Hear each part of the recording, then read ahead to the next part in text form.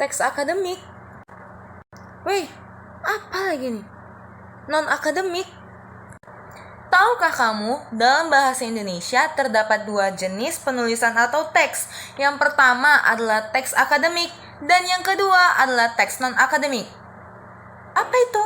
Apa bedanya? Saya Gloxy Panggabean dan teman saya. Hai, perkenalkan nama saya Rosalia Tobing. Saya berasal dari kelas Sastra Inggris A 2019. Akan menjelaskan tentang teks akademik dan non-akademik serta perbedaannya. Let's go!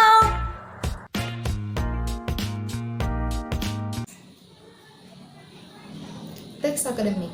Teks akademik adalah tulisan yang diperoleh dari pengamatan, peninjauan, penelitian dalam bidang tertentu, disusun menurut metode tertentu, dan dapat dipertanggungjawabkan. Ciri-ciri teks akademik. Pertama, sederhana dalam struktur kalimat. Kedua, padat informasi. Ketiga, padat akan kata-kata leksikal. Keempat, banyak memanfaatkan istilah teknis. Dan yang terakhir, bersifat taksonomik dan abstrak. Teks akademik terbagi menjadi dua bagian. Yang pertama, teks makro. Teks akademik makro adalah ragam besar atau kompleks yang di dalamnya terdapat bermacam-macam jenis teks genre mikro. Dan yang kedua, teks mikro.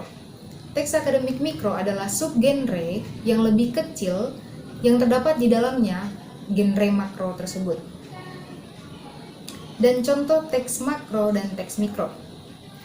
Teks akademik makro contohnya seperti laporan, makalah, skripsi, dan proposal. Dan contoh dari teks akademik mikro adalah deskripsi, prosedur, dan eksposisi.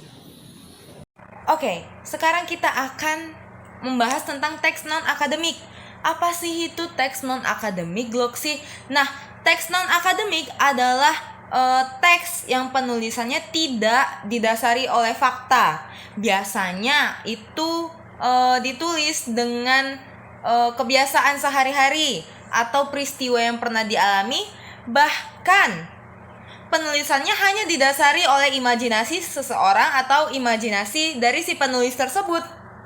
Oke, pengertiannya udah. Nah, terus gimana aku tahu kalau misalnya itu adalah teks non-akademik? Oke, aku akan menjelaskan ciri-ciri dari teks non-akademik itu sendiri. Yang pertama, rumit dalam struktur kalimat.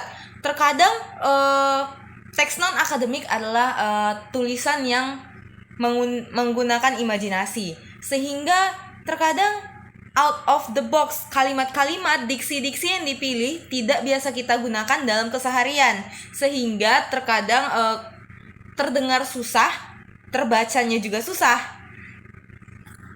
Lalu ciri-ciri yang kedua adalah cenderung tidak padat informasi. Perlu diingat sekali lagi kalau misalnya teks non-akademik adalah teks yang tidak didasari dari informasi, hanya menggunakan khayalan, kebiasaan, adat istiadat, imajinasi, dan tidak ada data tertentu untuk mendasari penulisan tersebut. Jadi biasanya sangat minim informasi akan apapun. Nah, yang ketiga biasanya yang paling mudah untuk kamu temui. Biasanya teks non-akademik tidak menggunakan kata-kata atau kalimat-kalimat formal. Biasanya mereka menggunakan entah itu bahasa daerah, bahasa gaul juga. Jadi teks non-akademik sangat amat membebaskan para penulisnya untuk mengeksplorasi diksi, kata, dan pemilihan-pemilihan penggunaan lainnya. Lah, Gloxy, contohnya apa?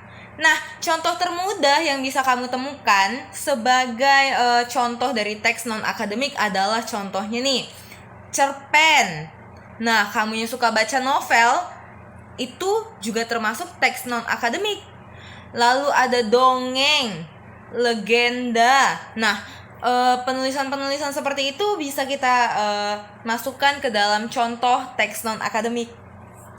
Nah, aku akan ngerangkum perbedaan dari kedua teks tersebut. Ini dia.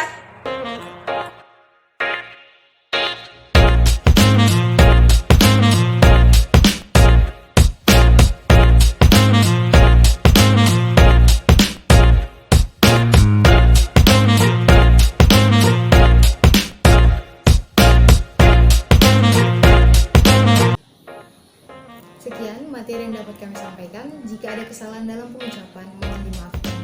Semoga video ini dapat bermanfaat bagi kita semua dalam pemahaman tentang teks akademik dan teks anatomi. Sampai jumpa di video selanjutnya. Bye!